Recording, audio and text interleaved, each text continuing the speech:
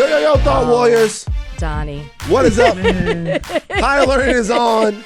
It is Iceman Lathan Jr. And it's me, Rachel and Lindsay. Donnie, can we talk for a second? Donnie, you knew this was coming today. It's not. I don't want to be. I'm not, because I got love for Detroit. Shout out to all my people in Detroit. Shout out to Jason Wilson, Alexis, the whole family, Nicole, the young man, everybody. Shout out to all my people in Detroit. Shout out to Royce the 5'9". Shout out to all my people in Detroit.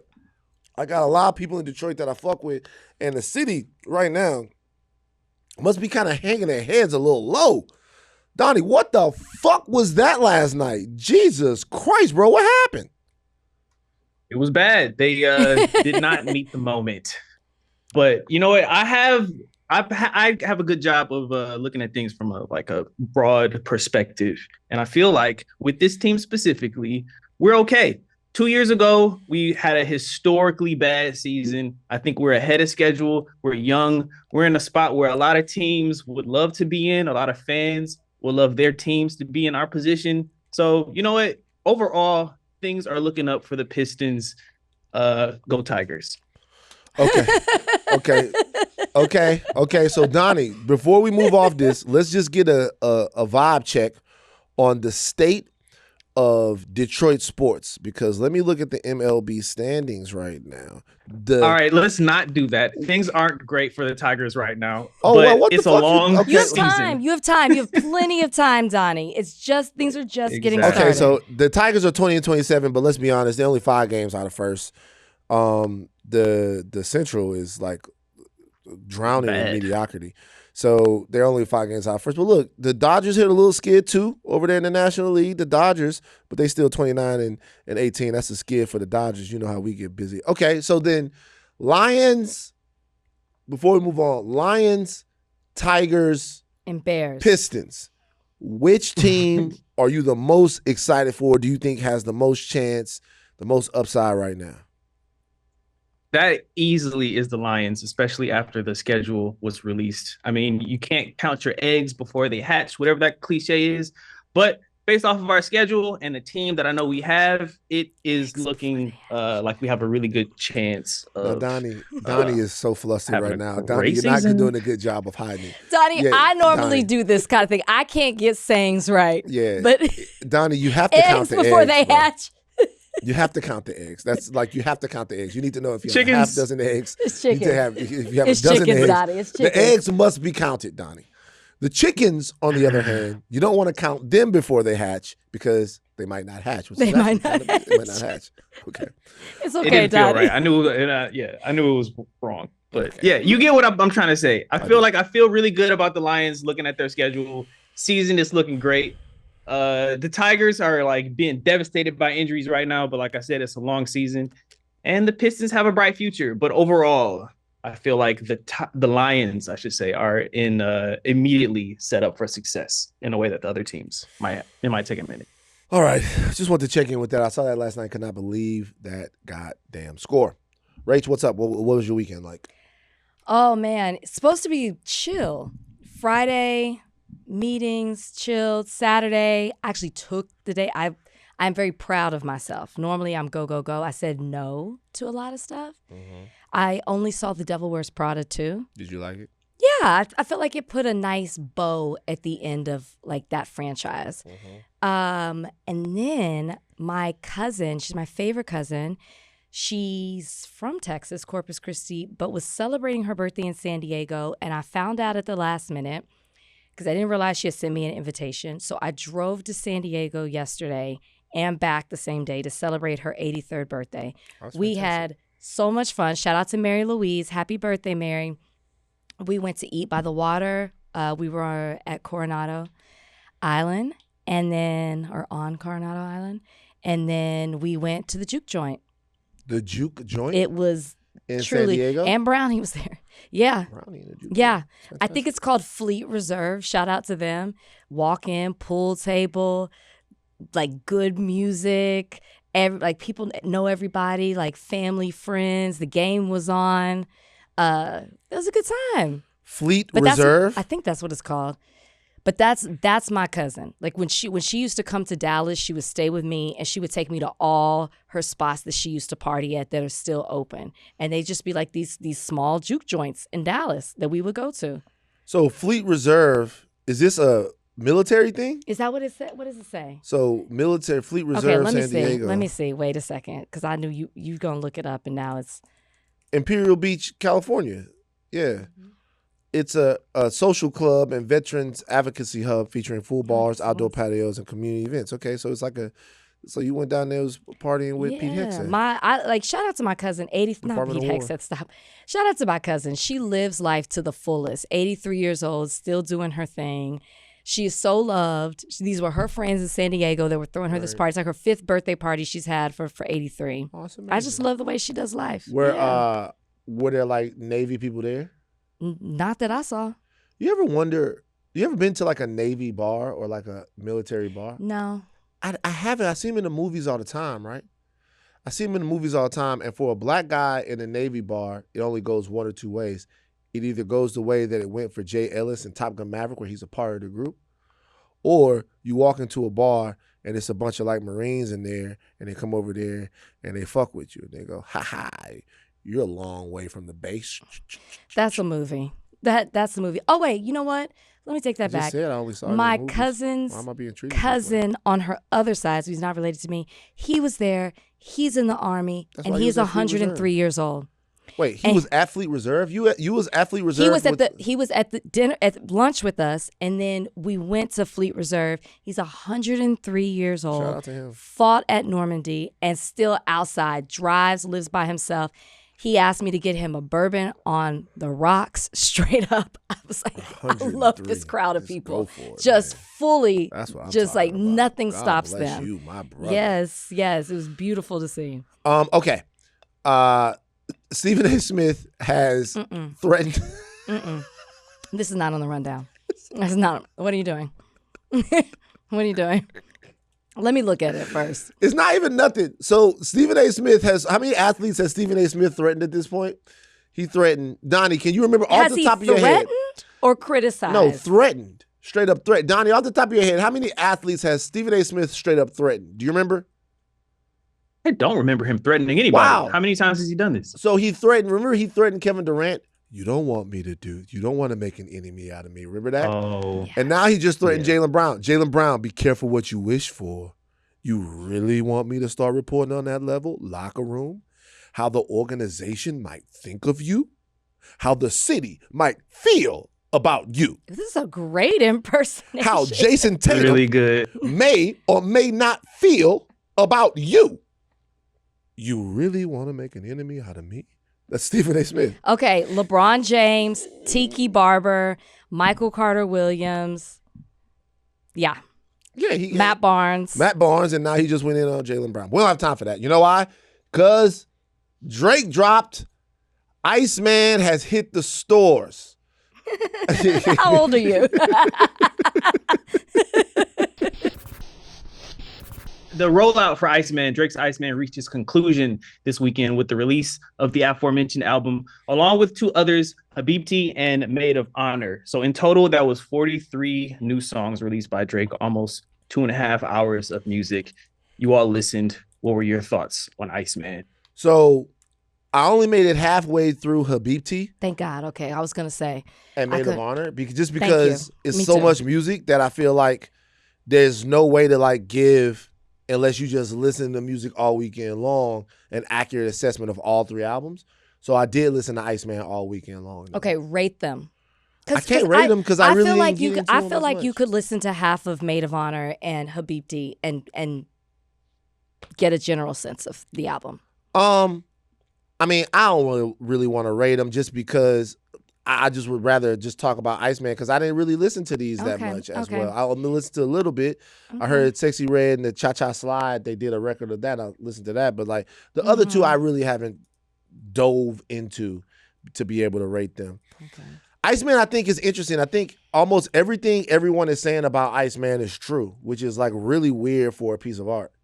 Almost everything everyone is saying is true. And what is everyone saying? So everybody is saying it's not really something that's like grabbing you and arresting you and like shaking you up and getting you to the point to where you're like, wow, it's not wow music.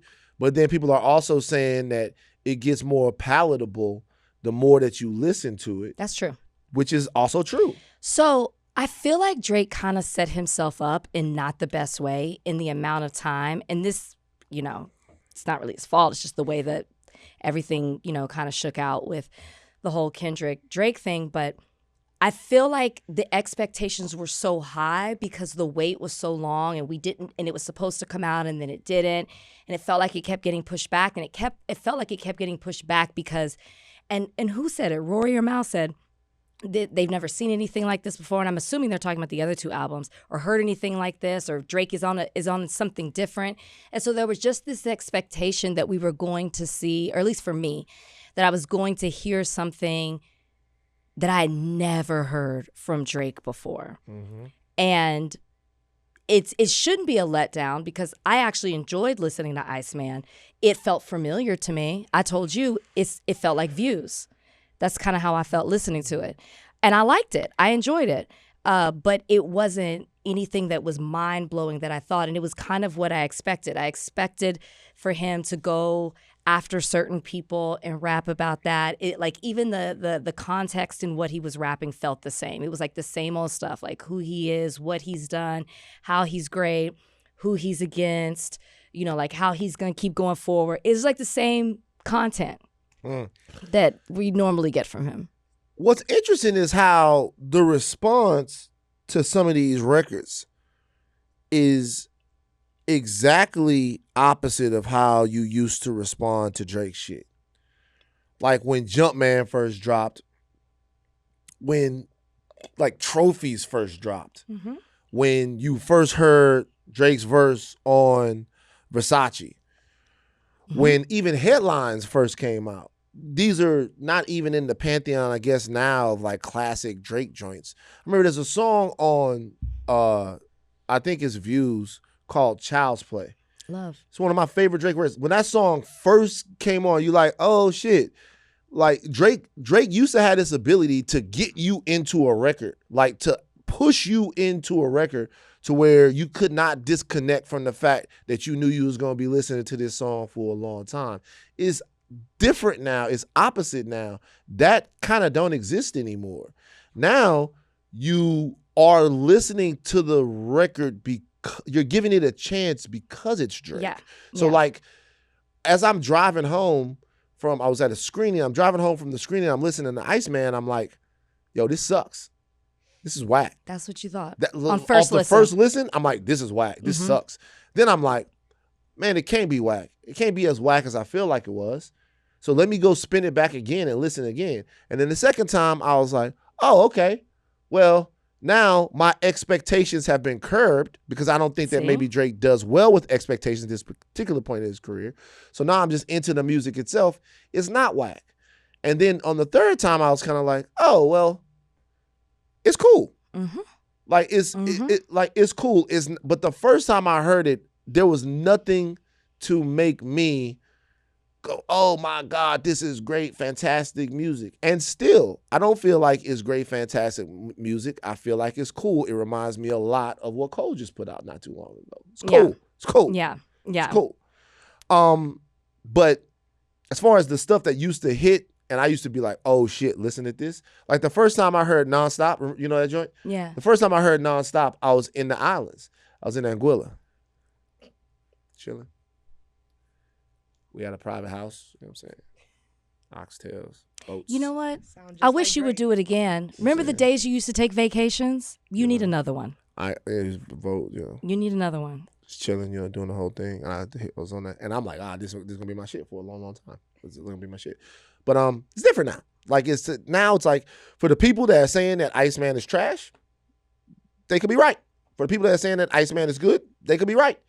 The music isn't, to me, singular enough to distinguish itself to where there's any definitive truth to it or about it. And that's it. And I think when you use the word definitive, when you. Oh, I see Jade by nodding her head. Gen Z Well, corner getting and also, activated. by the way, just to let y'all know, this is old nigga shit. I'm old. But disease. What about disease? But I do by the way, think Tom Steyer's on the show today. But California gubernatorial candidate Tom Steyer's on the show. But we talk about Drake albums. But I do think because I'm so curious to hear y'all's take, because the way we first heard of Drake, the way we consume Drake, I don't even know what the first. I don't even know the first time the Z Corner over there has heard it. But I agree with you wholeheartedly. It's the word definitive. And I think that was what I was expecting. But I will say I enjoy Iceman. But I also kept thinking, I wonder which one of these is like the radio or club bop. That I don't think Iceman? I think the point was to give you 2 more albums of that stuff. But the other 2 albums are the other 2 albums sound totally different. I know, but aren't those albums supposed to be, from what I was hearing, what people were saying? I listened to half of the BT. I did. That was a vibe too. You like that one? I was listening to it while I was working, and I was like, oh, this is the type of album I would listen to while I work. Yeah. But I only got through half of it as well. But yeah, I didn't hear the club, and I think that all those songs you named were radio hits or club hits that we rap along to. I did not hear that in Iceman, which is why I kind of compare it to Views, because I can listen to Views. Most of the songs I listened to were never on the radio, and I just love that album. That's what this kind of felt like to me in a way. That's interesting, because I love Views too, but I didn't really compare it to Views. I've been listening to Drake since really he started music. My brother is a heavy Young Money listener, so I was 9 listening to Young Money. So Far Gone, Thank Me Later, like that's what I grew up on. This album, I gave it a 5 out of 10. Iceman? I gave Iceman a 5 out of 10. Why? I didn't listen to the other albums. There was no club. There was no radio song. Why? Well, Why? I think a few things. I think something that you guys are pointing to is the fact that there wasn't this motivation or this energy that got you hype like his previous albums. I think that has to do with where he's currently at. I feel like this album was like so repetitive to a lot of what he's already been talking about, but also these are like, they're just repetitive internal thoughts that I'm just kind of like, okay, we get it. Like, the struggle of fame is crazy for you. Like, your beefs are crazy. I will say his disses were sharp. We'll get into some of those in a second. We can get into some of those, which I appreciated. But the album as a whole, this is a one-time album listen for me. It's like, okay, one time, damn. In terms of listening, second listen. No, I gave it a second listen, but I'm saying like. Well, then, no, as in like, nigga. well, I gave it a second listen so we could like, I could have something to talk about. But I'm saying after doing this for research purposes, there probably won't be another time where I listen to this album straight through again. I took my 3 songs that I liked out of 18, and I'm gonna keep it pushing. Well, Bernard, you have anything? White woman? Bernard, just keep going. Bernard, just push through. Come on, Bernard, just keep going. Never knew that. Jesus. He was black. Don't bring him into it. What? Nothing. No, the album, didn't listen to the full album. I think I heard about. Y'all hate this nigga. Yeah, no, I didn't listen to that at all. No, it's not that. I hate him. Y'all it's just to the point where it's like. Yeah. He put a big old blocks of ice. It was like a hype. Everybody wanted to see what his next album was going to come. And like you said, it was delayed. So I honestly forgot about it. I didn't even know it came out until we started doing the show. Has Drake peaked? I think with the 3 albums, he's also royalty maxing. I think he's doing it. Well, didn't he do it just to fulfill his contract? Like, it was strategic. That's what people are saying. Yeah. But I just like. The way I look at it is, look, number one, this music obviously is not for me, right? It is music that is like, the skill level of everybody involved is probably too high to make some shit that's like straight whack, unless they just go in a crazy creative way. But like, I will say that if you are comparing this to GNX seemed, which you have to now, every time you have to compare them, GNX seemed inventive. It seemed inspired. It seemed like cutting edge. It seemed like it was a true representation of Kendrick culturally, but also sort of a broadening of his sound while maintaining the same creative juice. And this kind of just sounds like music. We've heard it before. It all very much so stayed the same. What did you say? He could have came at this so differently. Like, he could have approached the music sonically in a way that was groundbreaking for Drake, but he didn't do that. He just decided to do it whatever all stayed the same. Cookie cutter. Do you think Drake it's possible on Iceman that, not to cut you off, no, but to cut you off, do you think it's possible on Iceman that Drake felt like he had so much to say that he wanted to make sure that the actual content of the words lyrically, that the ideas, he had so many people to address, that he chose beats with a little bit less energy. He chose songs that conceptually aren't very ambitious, right? The songs aren't really about anything. That's what I was going to say. But that's because he wanted to make sure that everybody heard him. So the beats are a little bit slower. You can hear the bars a little bit better because he's addressing like all of hip hop and everything that's basically said about him in the last year. No, I don't think that's it. I think. Well, then what is it? Coming at it from like look, Drake's a Scorpio, so he's going to say what he feels, and I think he needs to get that out. But I think along with that, you could. I mean, all the biggest things that he had in this were beat switches. He just had like 10 billion beat switches. I know, but he had a bunch of beat switches. But y'all, what I'm saying is, it used to be that a Drake song would have a specific cadence. It would have melody. Right. It would have something that was uniform throughout the entire record, and that would be the DNA of the song. He's definitely not doing that anymore. So the question would be, why do you go away from that? Why do you go away from, I just hit this and nobody else is doing? Even like on Mob Ties. Mob Ties is about something. Like, I could just throw out so many different records that Drake has made, that these records are contained and pointed and direct, and they have sonic aspects of them that also make them unique. I was talking to somebody that said that that's not really Drake, though. Like, Drake does. This is why I say it sounds familiar. I don't think that he's done this grandiose thing or sonically like you're describing. This sounded like what Drake does. This is the reason why I ask you, has he peaked? Because to me, it might be that people have moved past it. You compare it to GNX because, like you said, how can you not? To me, what was so great, not just there were so many different sounds, yes, which is something Drake didn't do, but it's also the storytelling. There was no storytelling in this. Like, I want to catch what you're saying and at least like follow it all the way through. I did not get that from this album.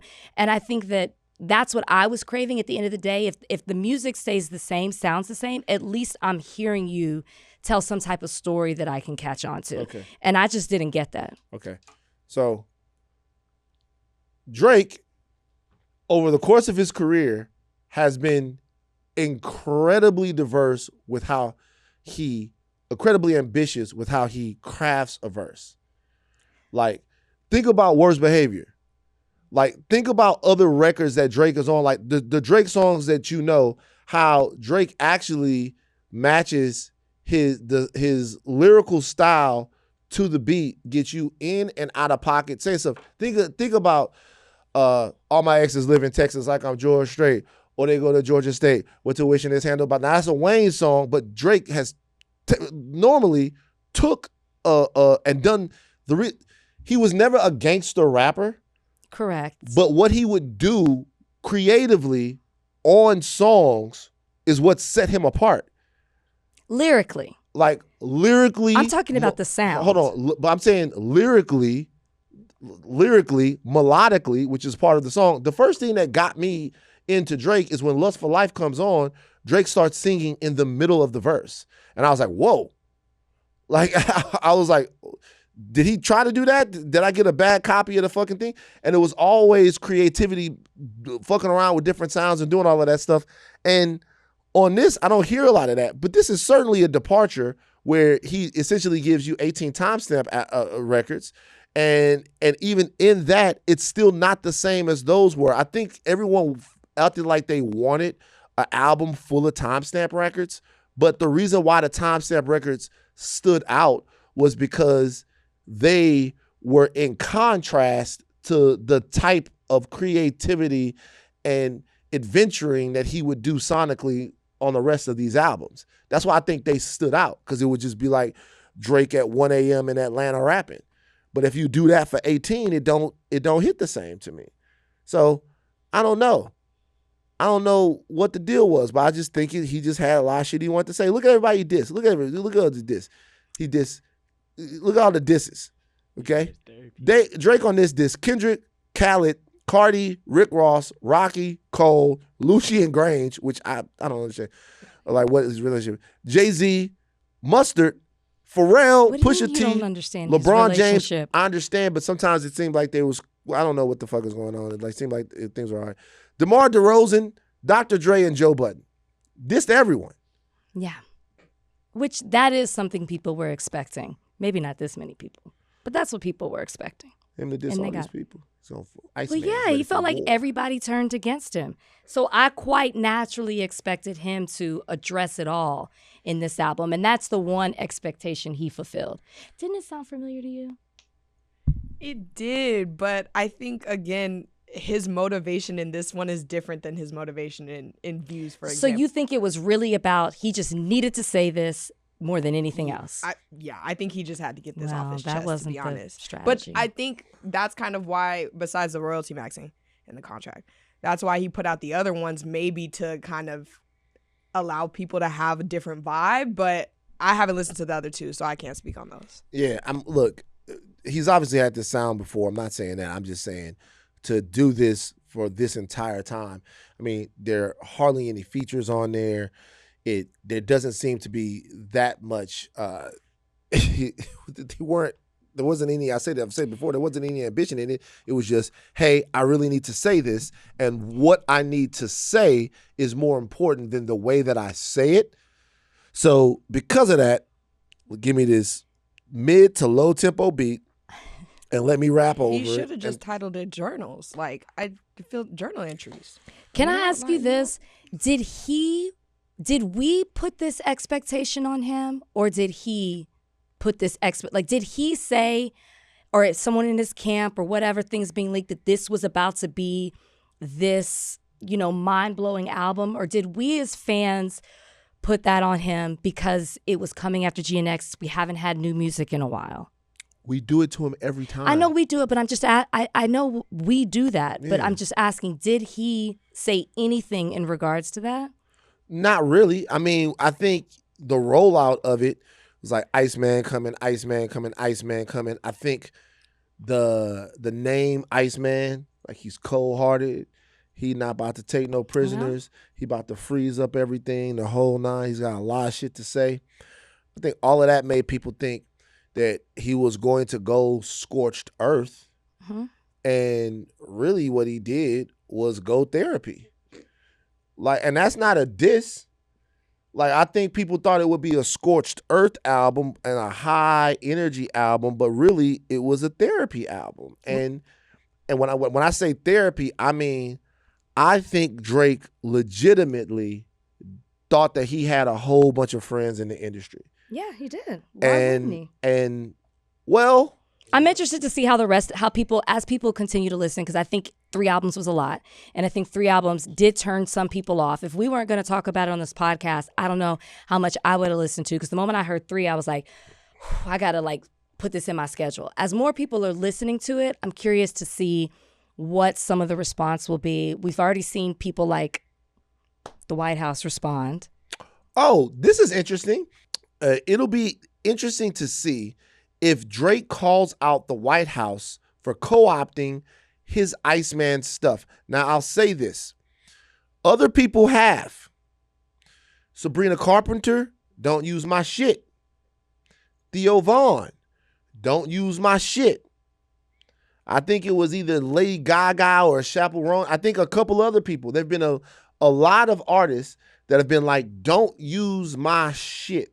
Mhm. It'll be interesting to see over the next couple of days as Trump becomes more aggressive using the Iceman stuff, if Drake will be like, don't use my shit in your stuff. Do Yeah. you think that Drake will say that? No. Why? Because he would have already done it. They would have already come out. I mean, the album's been out since Friday. When did they put that up? Saturday? They've done it a couple of times. Yeah. But So like, to me, you would have already done it. I can be wrong. I hope I am. But it doesn't take much to say, as you just laid out, several artists already have. Once they found out, they were like, hey, no. I guess my question is not whether or not he's going to do it or not. Let me peel back a layer. If he doesn't say, hey, Trump, stop using my stuff, the question is, why would he not say that? Yeah, that's a great question. Do you have an answer? I do not. But I know who would say something. Who? Kendrick Lamar? You think so? I think he probably would. And if he didn't like that, he would do it in a creative way. If he didn't do it an outright way, and maybe that's what Drake. Let me give him. That's actually not fair. Then Let me see. Drake might do it in a creative way. He might put out a song. He might do something else. But I also, can I say this? I also don't think the White House would use Kendrick stuff, and maybe that's saying something right there. Huh. The White House rolls out cringe MAGA rebrand of Drake. So the White House never used Not Like Us or anything like that? No, it's been used against them. MAGA melts down over Kendrick Lamar Super Bowl. I just think they MAGA melts down is such a good headline. MAGA melts down. I think they would know that Kendrick would get at them. But I guess my question to that is, and I don't know if they would want to be affiliated with Kendrick. That's what I'm saying. So like that there you could look at this and saying, well, why would they use him? Why would they feel comfortable? Because you named white artists that he's used, and I'm sure they're Theo black, Von, and they're white, and they have said no, and I'm sure Why there's did I some just black say that Theo artists. Von wasn't I white? don't know. I was trying to move Definitely past that. Ativan.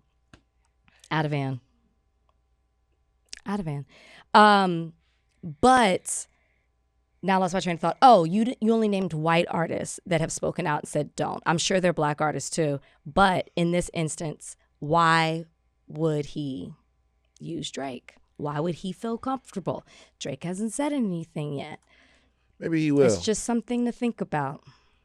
There's somebody who was born over the weekend, by the way. Who? Ice fan. What do you mean? Why are you sitting like that? I wrote some raps. Ice fan coming. Should we have the same level of expectations that we had for Drake's Iceman? I'm saying, if Drake don't really get into the, if he don't rebuke MAGA, I got some Ice Van MAGA raps I'm going to debut on Thursday. I want to know what you think of them. What is that? That's the You Ice. got your pinky up? That's the Ice Van sign. That's what Drake be doing. This the Ice. What is this? This is the owl? I think that's the OVO sign. That's the OVO. So I'm gonna do some Ice Fan raps. The list of people who have stopped Donald, who have got on Donald Trump: Kenny Loggins, Sabrina Carpenter, the Isaac Hayes estate. Shout out to Ike. Black. Celine Dion, ABBA, the Foo Fighters, Jack White, Beyonce, because they used Freedom. Yes. Yeah. Well, that I guess is kind of Yeah. Kendrick. Yeah. Neil Young, Adele, Aerosmith, and then you have like Theo Von. You know what I'm saying? So like there have been a lot of people who have called out Trump for using this type of stuff. I wonder if Drake will do it. We'll see. We'll see if he will. But I'm telling y'all something. Ice Van coming. There's Thursday. a new Iceman in town. No, Ice Van. Oh, Ice Van. I'm sorry. Cute. You don't. There's a new Iceman. We're ready. Do you support? Yes, I'm eager. Will you be Sexy Can't wait Red? till. I would love to. Ice Van and Sexy Red. Ice Van and Sexy R. I would love to be. Sexy R at Ice Van. All right, Donnie, you're not even involved in the podcast today because of what happened to the Pistons, so we can just move on after talking about Drake, okay? But you're not even engaging with us as you normally would. I don't know. I definitely was engaging. I mean, I actually looked up an article of a bunch of black artists who also didn't mention Donnie. who called out Trump. Okay, go for it, using their Donnie. music, including we got Prince, his estate. We got Aretha Franklin's estate. We got Earth, Wind, and Fire. There's others. Pharrell. There's a bunch. That's all. Okay, cool. So Donnie was working while you were Donnie was accusing him of not. It's very unfortunate what's happening. Okay, Rachel, would you like to do your? Oh no, let's You just don't do wanna this. Let's just get. Okay, Let's just stay on. Well, I'm not gonna say it that way. Okay. Just go ahead. So Donnie, You've been eager for. You wanted to do this last week. First of all, can we not do this where one of the hosts of the show gets indicted even before the topic comes out? I think they I just will really know. want to know what you think about this. I don't have a lot of thoughts. Donnie, go ahead. It's not for me. Yeah, these text messages have allegedly exposed what's being described as a white college student's scheme to attract and keep wealthy athletes. Screenshots from this alleged text thread involving a student identified as Halen M., her roommate Lexi, and Lexi's sister went viral recently after first being shared by the Bish gossip. Okay, so this is what is going on in this group text. I'm going to read these group texts. I want a football player, NFL preferably, a tall chocolate one. This is what these white women are saying. Like you did, I want your life. That's easy. The response comes in. With a white thumb. With a white thumb, a white ass thumb, like a super white thumb. But you have to play your cards right. You can't be an emotional little girl. Teach me, she says. Number one, he's the prize. These are the rules for white women to catch a black buck.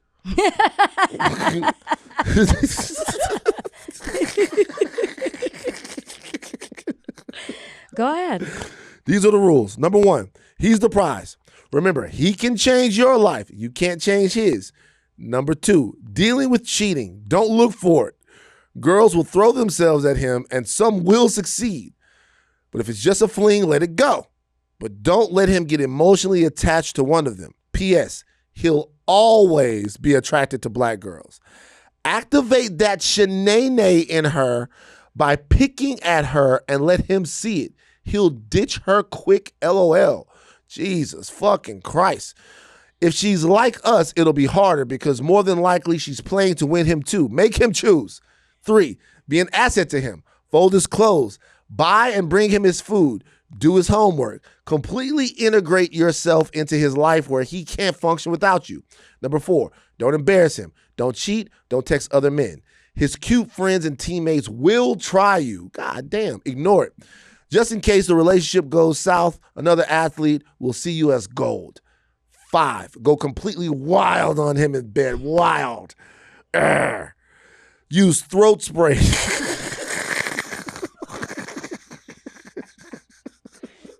It's so fucked up, bro.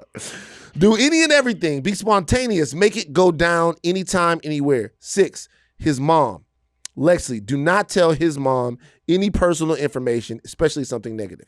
She will tell his entire family. And he'll blame you. Just smile and wave and be quiet.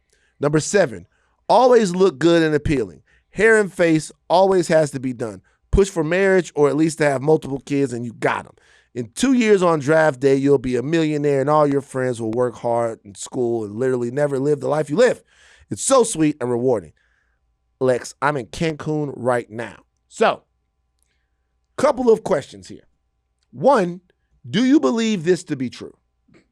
Do I believe that this text message happened or do I believe her rules? Do you believe that I do believe girls do this. You believe that girls do this? Yes. Okay, how successful do you think that it is? I mean, look around. I mean, if you look around, the statistics are there. You know, we've referenced this multiple times on the podcast, but there's always that picture of, I can't remember what team it was or sport. It was basketball or football, and I think it's football, and it shows all the wives, and I think one is black.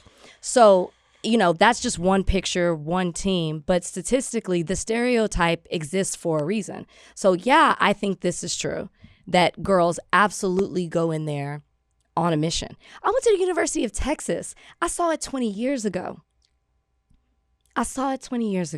So let's say that this is true. Okay. Let's all assume that this is true.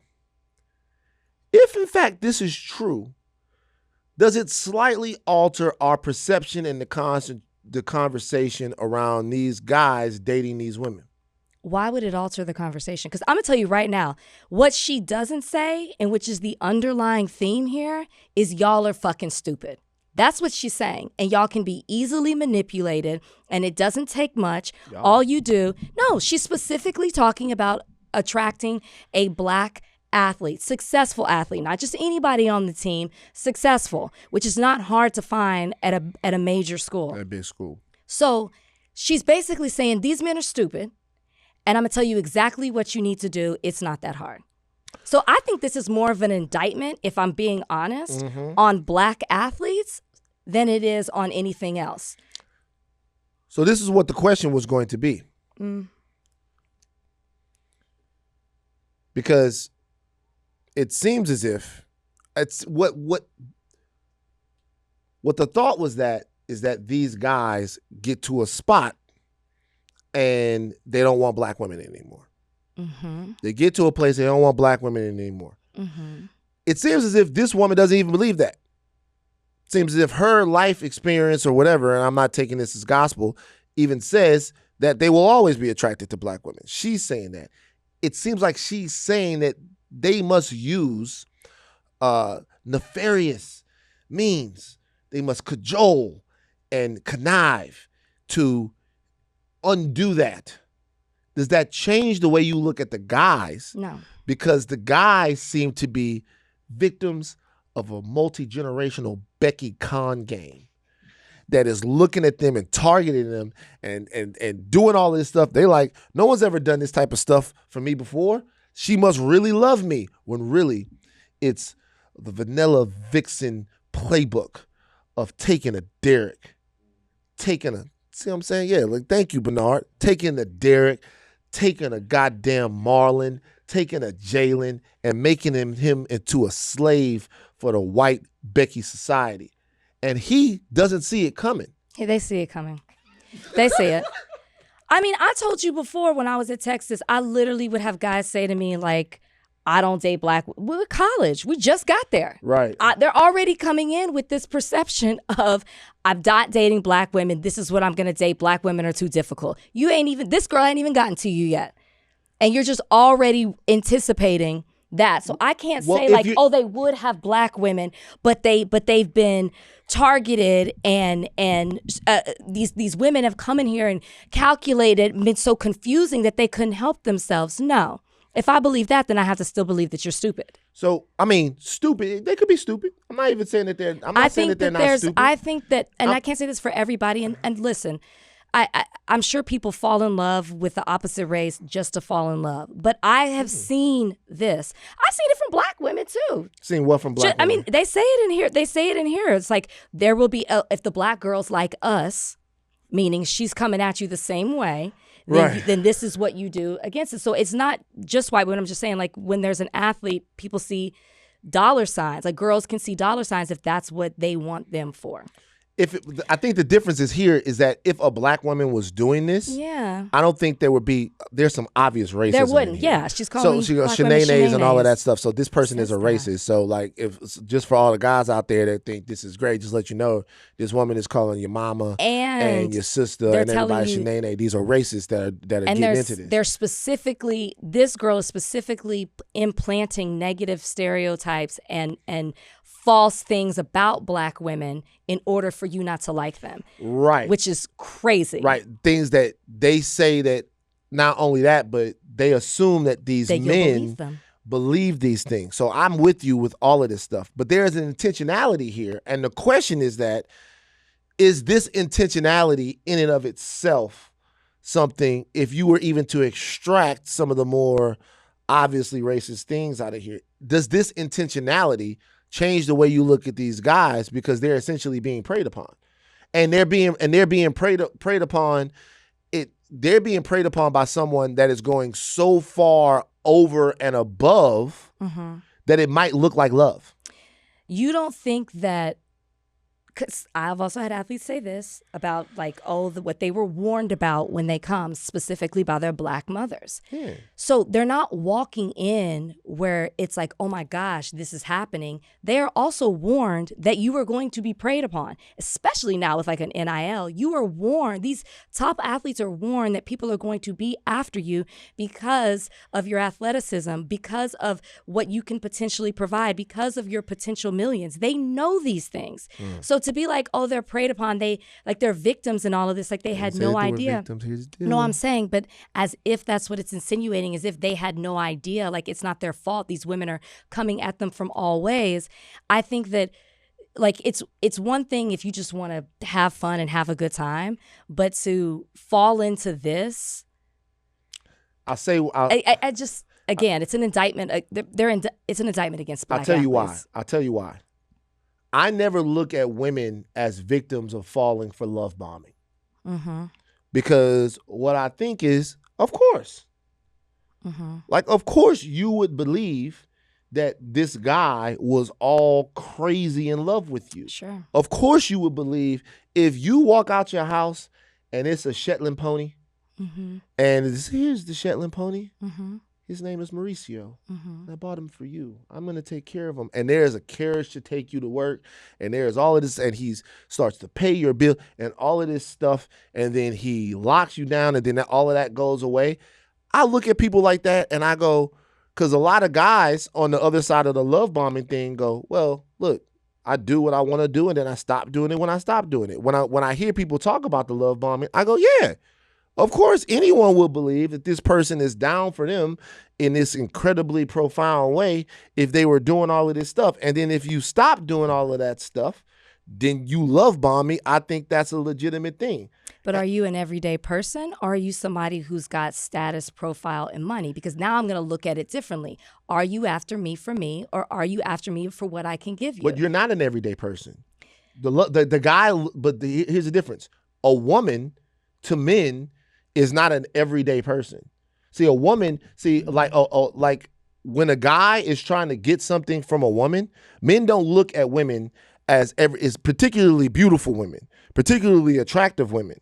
That's like not an everyday person. That's like the whole purpose of the whole thing. The reason why you would see like a guy that is like super popping and on and stuff like that marry a lady that is beautiful, that he loves, that doesn't have his same stature, is because the fact that she has that entire package and she's gorgeous and she all that is just very meaningful. But so you're talking from their perspective. I am saying as the woman, my response to you is different as far as accepting the love bombing. I'm talking about from my perspective, not why they do it because of how they see a woman, which is I'm comparing the woman, we're comparing the woman to the athlete right now, right? So I know that I have something that is different. So I am going to respond to what you're giving me in a different way. That's what I'm saying these athletes could do. So the fact that, or not, the idea that we're talking about is these women are being strategic and they're going after them.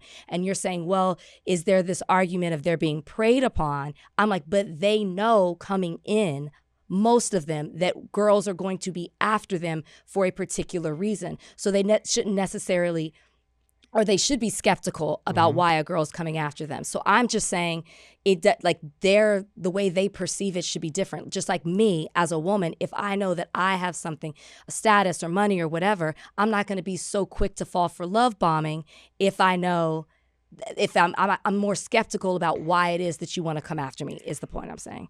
I don't think I said that well, but. For a question, are women unaware that men seek to use them for their bodies and stuff like that? Are women aware of that? Yes. Women are unaware of that. Oh, sorry. I thought you said aware. Right. Sorry, aware. Women are aware that a lot of times men are saying things and doing things that I'm comparing. Right. But the love bombing is still a thing that is called out and used as an explanation as to why their defenses were lowered. So I'm comparing this. I'm saying these athletes, sure, know that people are taking advantage of them.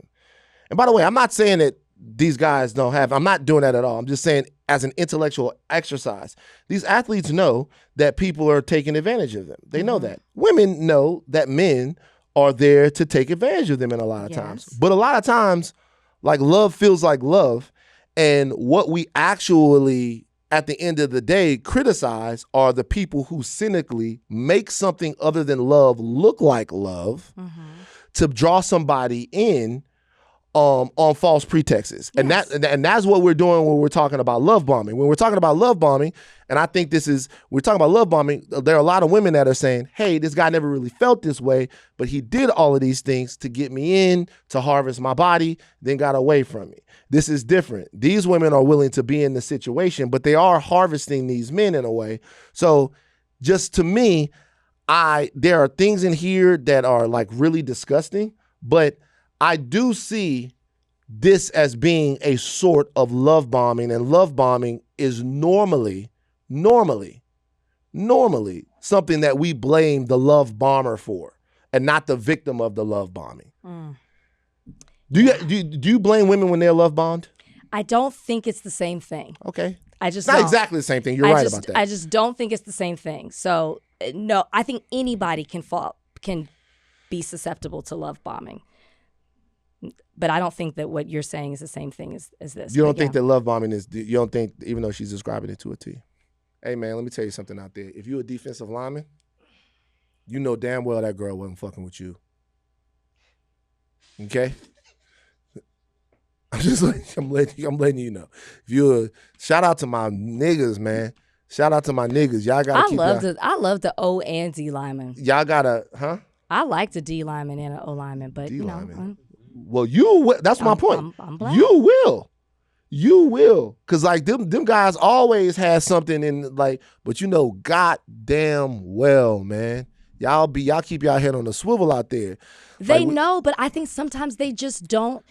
And this is the generalization, they don't care. Like there is a prize in it for them as well. Just like when you see like a super rich, a really pretty woman with a really wealthy guy who's not an athlete, it's a give and a take. But that also plays into the love bombing thing. When a guy shows you all of this stuff. Oh, but I'm not even saying it's love bombing. I'm just saying it's transactional. I know, but also, when somebody does all of these things for you, that's a part of the love bombing. A part of the love bombing is the fact that this person can, the fact that this person is well off, the fact that this person is resourced, the fact that this person can afford to send flowers, and they can afford to do all this, and they can afford to do it. So part of it, all of that stuff is par for the course. I just think the biggest takeaway from this is they think black athletes are stupid.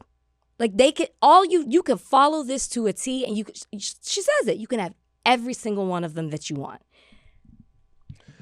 It is an indictment. I'm sorry. This text message exchange is truly that.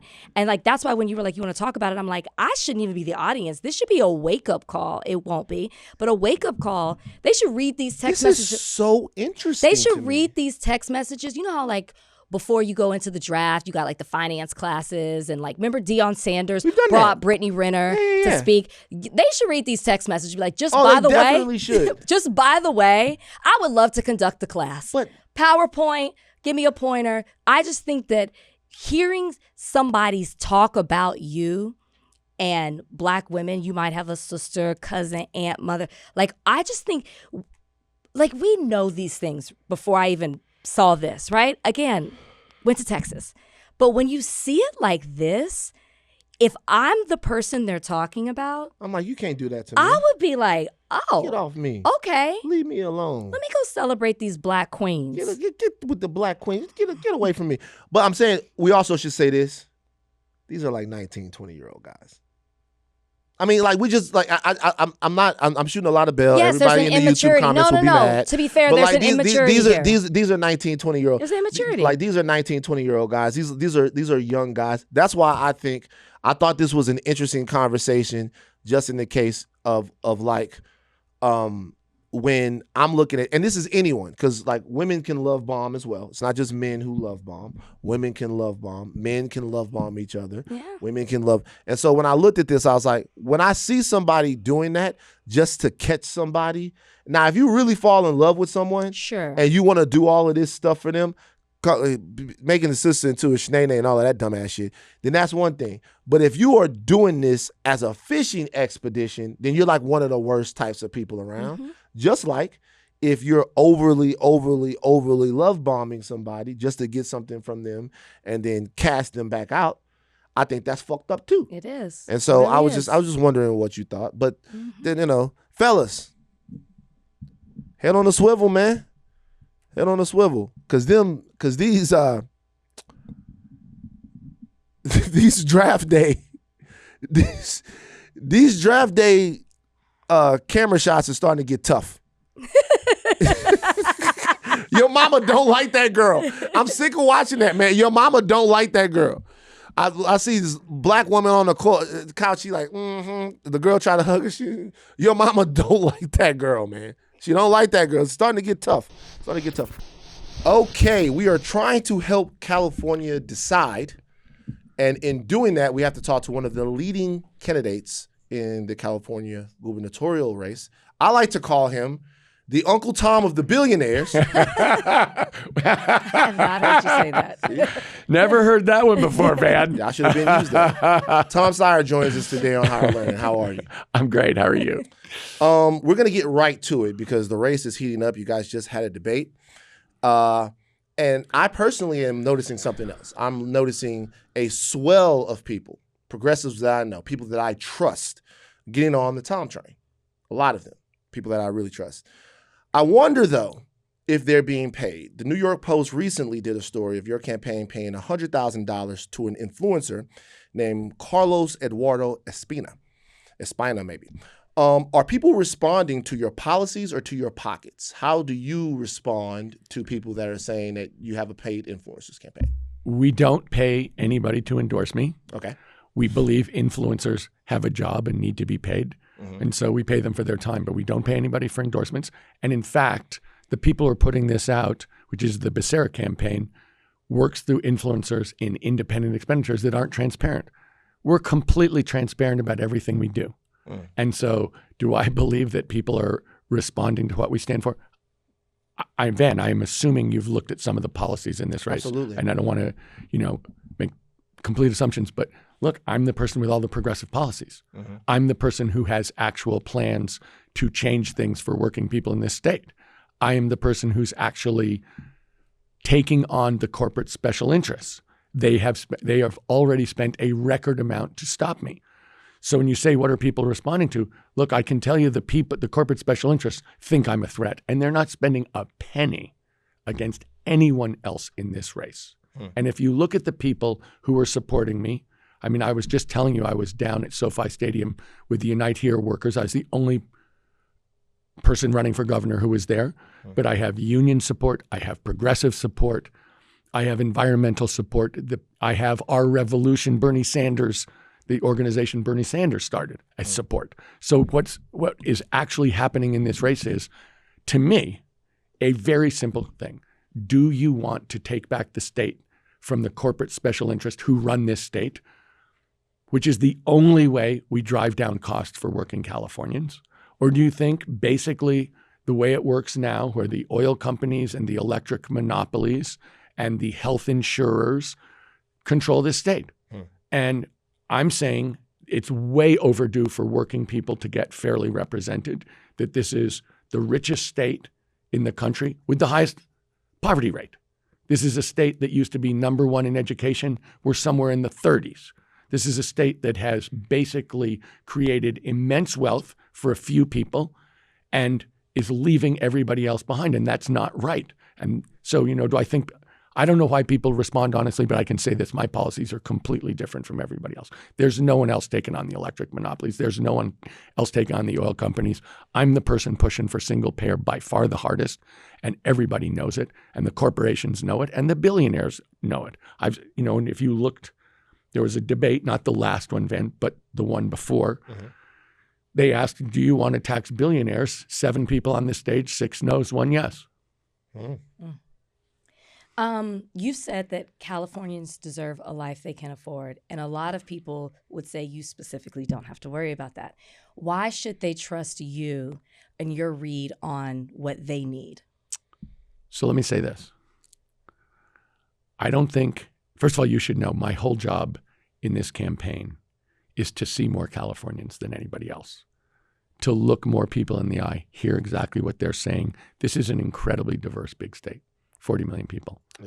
there's the Valley, there's the North. This is a very, very diverse state, and my job is to meet as many of those people and listen to what they're saying. But let me say this. I think everybody knows Californians can't afford to live in California.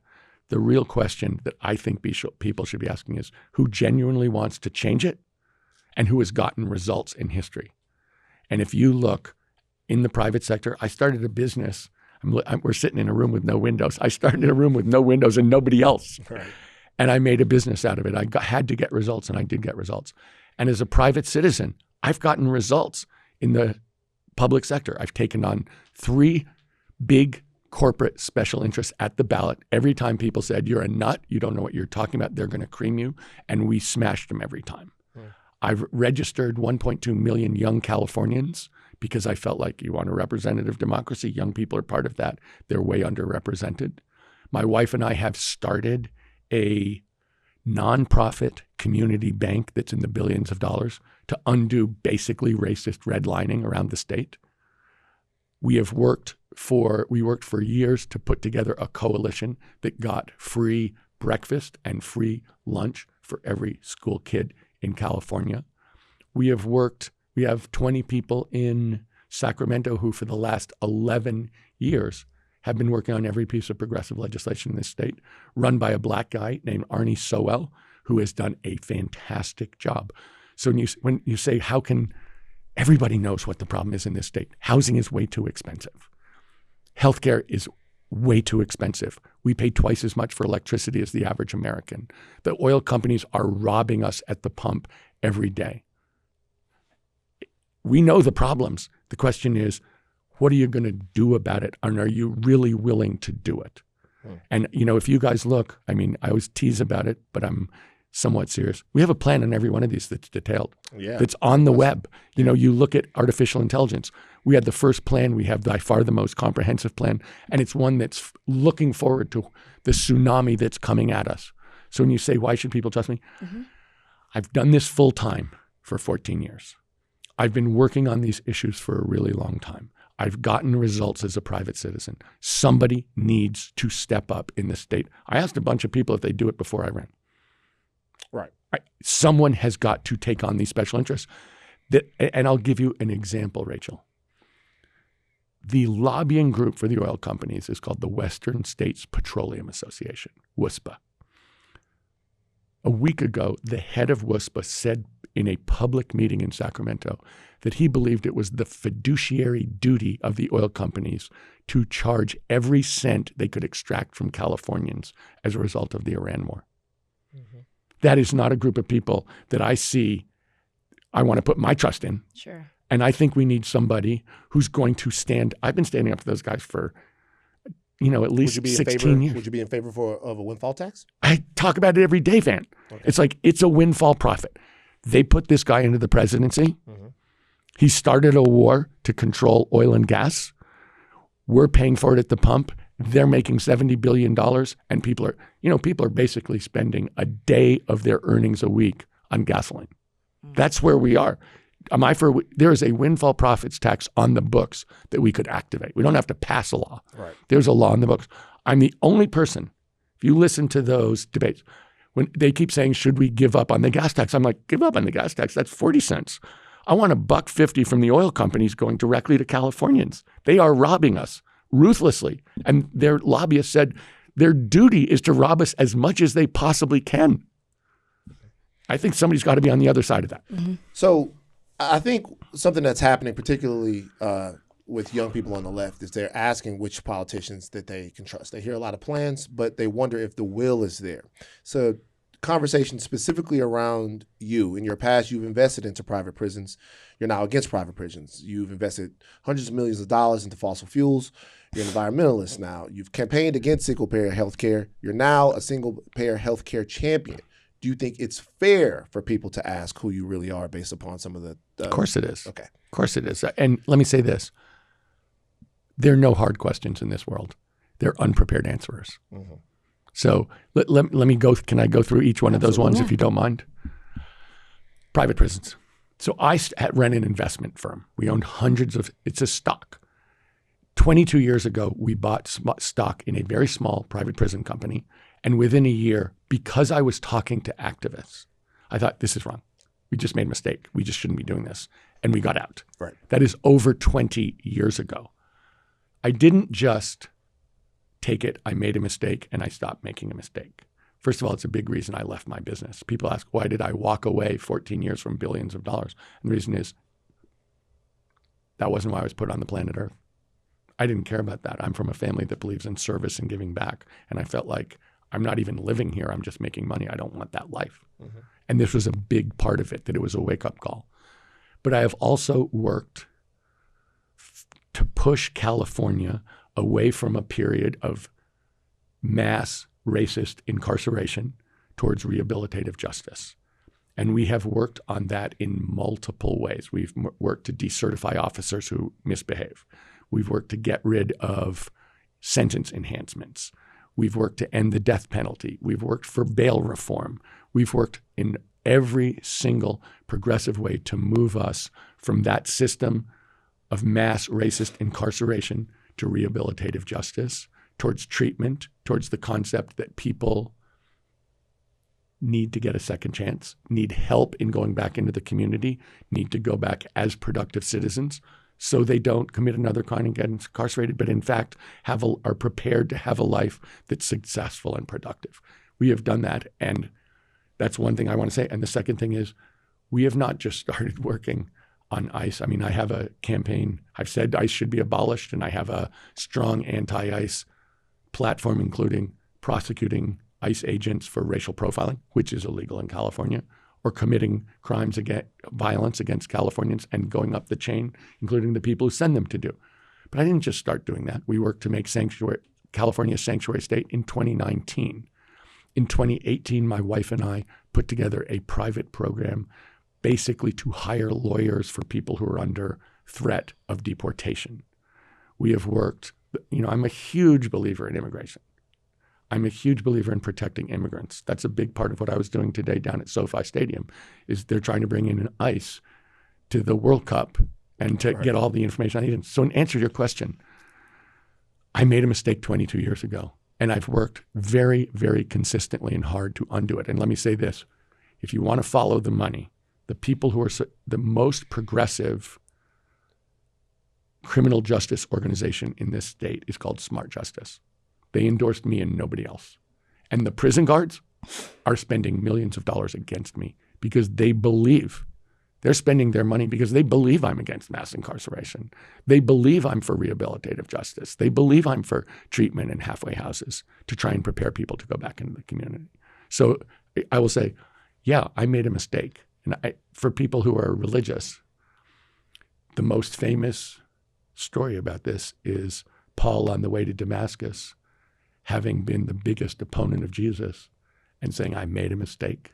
I'm going to make a U-turn. And in fact, I'm going to be the biggest supporter of Jesus.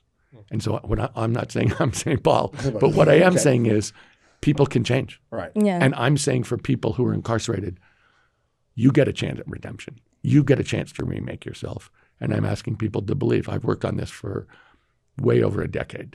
Mm-hmm. I want people to believe that actually in every one of these instances, I've come to realize something new. And look, I've worked so hard on clean energy and environmentalism and environmental justice and climate. Every environmentalist in this state and in this country is endorsing me. I've beaten the oil companies at the ballot box when they were trying to gut cap and trade in 2010. I've been fighting, I'm the only person who's used the words windfall profits tax. Right. Everybody else who's running has not said a single word. Every time I go like, this is what we should be doing, everyone looks at me like, you're a fool. The oil companies are going to come and try and destroy you. And they're right on that. But I'm not a fool. Because if we don't stand up for ourselves, we're going to get taken to the cleaners, and we're getting taken to the cleaners right now. And in terms of single payer, let me talk for a second about single payer. I believed part of the thing that's happened for me, I went to business school. And I grew up thinking democracy, capitalism, that's how people get their rights. I grew up in the middle of the civil rights revolution. Mm-hmm. And I believe this is how we give people more rights. This is how living standards move up. And what happened was as I got older and saw things and got the facts in front of me, it was like, okay, maybe that's right in the whole, but these things are very, very wrong. Mm-hmm. And so when I think about single payer, I know because I've looked at the numbers that healthcare is chewing up every family in this state. It's chewing up every business that has to pay for their employees' healthcare, and it's chewing up the budget of the state of California. And the only way I think healthcare is a right for everyone in California. It's a right.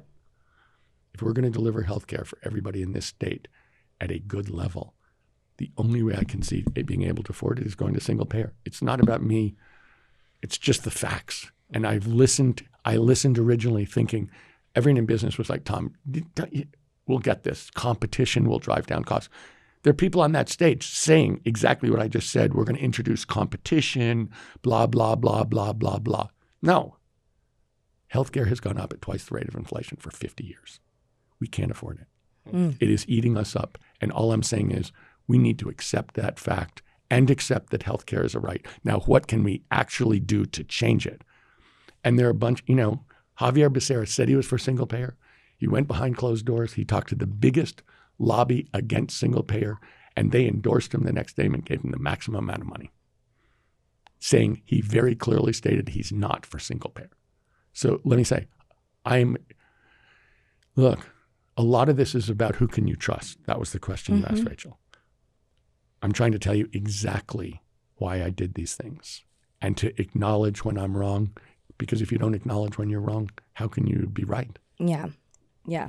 I want to kind of piggyback on what Van was saying. Van laid out how your policies have changed over the years, and you talked about it even further. Obviously, other candidates in the race aren't going to highlight that. Their biggest talking point against you is that you are the only billionaire in the race. Mm-hmm. And that plays into this mindset that maybe some voters may have of, can they trust a billionaire? Mm-hmm. You talked also about how you are the only candidate who believes in a billionaire tax for this state. Why, or let me ask you this way, should billionaires exist? And if so, why? So let me say this. When we think about, my basic campaign is about shared prosperity. Mm-hmm. And when we think about California, the thing that we do as a state, different from every other state in this country and pretty much any place else in this world, is we innovate. You think about the film and entertainment business. That wasn't even a business. That was made up in Los Angeles, California. Certainly. And built by tens of thousands of extremely talented people. They made something up and created a whole business. And if you look at what's been going on ever since, is that what Californians do is they create. They look forward, they imagine things, and then they make them happen. And when that happens, a lot of times there's value associated with it. I'm not opposed. I want people in California to continue to do that because that's actually our strength. And so when I look at, and I could give so many examples of people outside the straightforward business world, who have created, who've come up with new ideas. Magic Johnson is somebody from LA who he was a great athlete, sure, but then he created a whole nother thing going on around it. And I don't want to stop that, and I don't want to put a lid on it. It's like this, as far as I'm concerned, sky's the limit. But the reason people come here to do that from all over the world is because this is the place where you can do it. This is the place that has an ecosystem that supports it. We have great schools. There's, Hollywood, there may be a bunch of stars and a bunch of directors, but there were tens of thousands of incredibly talented people to make those companies actually work. When you look at building an IT company or an AI company, why are they all here? They're all here because the people you need to make that happen are all here. And this state was built by working people. It runs on working people. People have been, and let me say this, and this is the part that I find most emotional. This system has been built over 1,000 years, mostly by very poor people standing up for freedom, liberty, and democracy. That is, and the rule of law. That is why we have our system. That didn't just happen. Elon Musk came here from South Africa to create a company. He could have stayed in South Africa, but that didn't exist there. So I don't mind people coming here. I encourage people to come here and create, to innovate, to do new things. It's fun. And the sky's the limit. But you can't come here and rip us off. You can't come here and spit. That's why I was so mad at SoFi Stadium. You can't come in here and rip off the working people that make this whole state run, and also the descendants of the people who for 1,000 years have stood up for what's right and often died in the mud. I think the conversation over billionaires is an interesting one because it's sort of dueling thoughts on the existence of a billionaire. One is sort of the American paleo-capitalist idea that people create an abundance and they make a lot of money because they're innovative or they take chances. The other one is the belief that the existence of the billionaire itself in this country is proof of a systemic contagion that allows someone to make that much money and hoard their wealth and then continue to hoard their wealth and to the point that they have an abundance of resources while other people are sleeping on their street. And I totally buy it's the hoarding part. That's what I was trying to say. You can't come here and create and make all this money even in the creation, Tom, even in the creation of all of that wealth, just the breathtaking systemic dysfunction that has to exist to produce somebody that has $500 billion, but also someone else who doesn't have a home. So I guess the question is specifically on billionaires, and the question is, do you think that type of wealth creation for a single person or entity should be something that happens in America or in California? I am not opposed to people creating. I'm opposed to people hoarding. And let me say this, just so you know. My wife and I have taken a pledge to give the bulk of our money away while we're alive. I'm not going to die a billionaire or anything close to it. But yeah, we've said, look, I started a business. I made giving it away to. Where do I put mine? Your request? Where do I put my request in? My wife actually probably better than me. No, but I'm being serious. Right. Because my point is this. Look, I started a business and I made a bunch of money. I don't want to hoard it. I want to use that money to actually push for justice, for economic, racial, and environmental justice in the state of California. And that's exactly what we've been doing. And so I agree with you on the hoarding part. I don't think it's positive at all. I think that, and that's why I'm that's why I'm for taxing billionaires. That's why I'm going after these big corporations. Because to me, the idea that we could create trillionaires when most Californians can't make rent is absolutely wrong. And look, if you look at this race, the person who is attacking that idea head on is me. And if you look at every single policy and compare me to other people, I'm just in a completely different place because of what you said. I'm not opposed to people starting a company that people think is worth a lot of money. I'm opposed to people hoarding that money when other people are suffering. And that is why I was down at SoFi Stadium. FIFA is going to make $13 billion from this soccer tournament. And they're trying to screw down on working people who are not being fairly paid, and they're calling in ICE. That is my idea of exploitation. The idea that you're going to make your money on the backs of working people is not fair. And the idea that you're coming into this windfall and you're not sharing it with the people who make it possible and who have made it possible is not fair. And that's my point, is like, look, we can't have a system where people make these phenomenal amounts of money and don't share it. And that's why I keep saying shared prosperity. There has to be a sense that we're building a society that's fair, that's just. And I don't believe that the kind of society that you're describing, Van, it's not only that it's not just, I don't believe it can possibly work. I really don't. And I think that is a very un-American society, in my opinion, very far from the values. But look, we're obviously at a crisis point in the United States of America. I mean, you look at what happened in voting rights last week. You look at what's happening with ICE, what the president wants to do with it. You look at this war where he said, we are not going to have money for Medicare and Medicaid, or in our case, Medi-Cal, because we're fighting wars. It's like, what?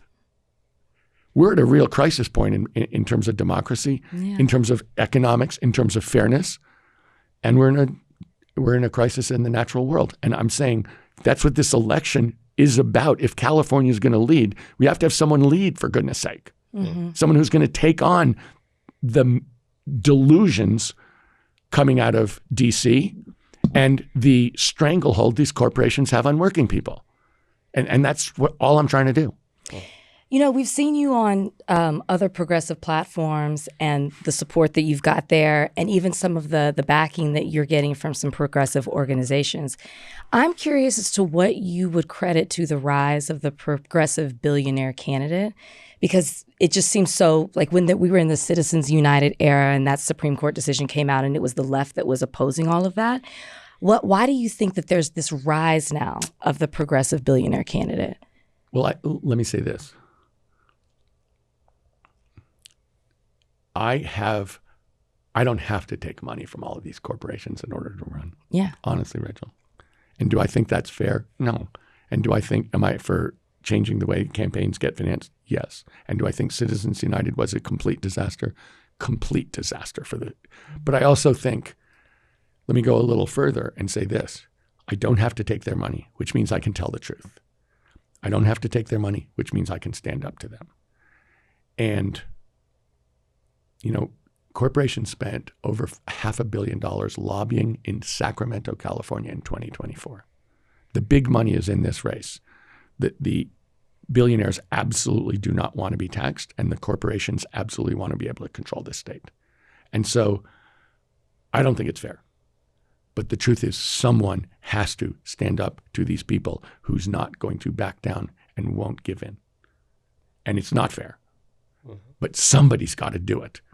And I asked a bunch of people if they would run, because I'm not coming here as a savior. I'm coming here, hopefully, as an important part of a coalition of people across this state who stand up for what I think of as California values, which have a lot to do with justice and a lot to do with equity and a lot to do with being an incredibly creative, innovative, and productive state, but in a way that it's shared. And so I look at this as obviously these oil companies own DC.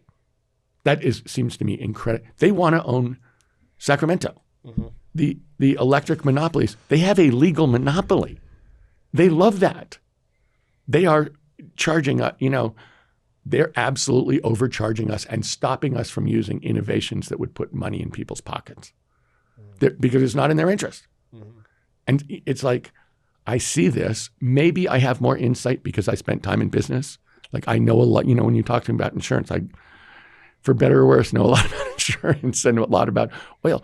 But someone has got to stand up, and it can't be one person. It's got to be this coalition of people who say, we need more justice in this state. We want to be a productive state. We want to be an innovative state. We want to do all the things California does. But it's all of us. And we should all take pride in creating the 21st century state the way it's supposed to look. Yeah. And that's what I'm really trying to. It's like, this is not the 20th century. Certainly. I want to get specifically into some of the policy in a second. Really more so, your policy, I encourage everyone if they want to know about Tom Steyer's, there's a bunch of downloadable PDF you can go into to get into we can bore the heck out of your vet if you want all of that stuff. But before we get to it, just to put a bow on this sort of talk about capitalism and exploitation and how it exploits people, what policies of yours do you feel like specifically stop or curtail gangster cartel type capitalism that exploits working people and creates these really aggressive monopolies? Talk about that. Okay, so let's talk about it. A lot of this revolves around energy, and a lot of it is going to revolve around AI. So I want to talk about oil companies, electric companies, and artificial intelligence. Oil companies, look, they're obviously overcharging us. They've admitted to it and said it's their duty to charge us every last penny. They obviously pollute the water and air, particularly in low-income Black and brown communities. They don't pay for that. And they're also, it's quite clear that our climate and our natural world are in trouble, and they're a gigantic contributor to that, and they don't pay for that either, and they're working really hard to make sure they never pay for that. They are asserting monopoly power on us. The price of gasoline has gone up $1.50. Their costs have not moved by a penny. So they're making windfall profits. Someone has to stand up for them on all of those scores. I believe polluters pay, period. We can talk about exactly how I think about pollution and the natural world and environmental justice, which in my mind are all one question. But there's one group. And I've said windfall profits tax, polluters pay, we're moving Cabin invest, polluters pay. Yeah. We're moving to clean energy. Yeah. It's cheaper. It's much cheaper, and they're trying to prevent us from doing it because they own the fossil fuels and they want us to only use fossil fuels. But it's the cost lines have crossed. We got to move. We got to be on the right side. We got to save the money. We got to build the businesses around it. The second one is the electric monopolies. You're not, just to give you guys some numbers, it probably costs 2 cents to generate electricity per kilowatt hour from solar. Just take the 2. And it probably costs 2 cents to store it in a battery. So they're charging us 35 to 40 cents. And it's illegal to compete with them. And I'm saying, no. We need to allow people to generate and store electricity and have localized grids so they can compete, because they're charging us an amazing amount of money to do the distribution and they can charge whatever they want because it's a monopoly. So that's the second one. I definitely want to change the way the electrics, and you guys should know, and most people don't. There is an electricity revolution going on in the world. The price of electricity is plummeting. The price of storage is plummeting. Batteries. Mm-hmm. It's a revolution all around the world. Pakistan increased their electricity generation by 50% in 1 year without telling the government or going through the utility. That is going on in every continent. They're trying to prevent us from participating in that and using all the new technology, which is mostly invented in California. So that's 2. What was the third one I was going to? It was oil companies. Mm-hmm. AI. Yeah. Let's say you're running for governor, you tell us. Well, there's about I'm in like 7 fights, man. I'm trying to remember the 3 I chose for this. Right. So artificial intelligence. It's here. People keep saying it's coming. It's not coming. It's here. Well, it depends on what you believe. Well, these companies have got huge contracts. That's true. They have, on paper, created unbelievable wealth. Right. And people are adopting it in multiple verticals, right. many verticals across our economy. So and if you talk to young people coming out of college in California, which I do, they're terrified about jobs and they can't find jobs. And I talked to some guy, I think 2 days ago, who's a senior at Cal, who's like, we don't even know what to do.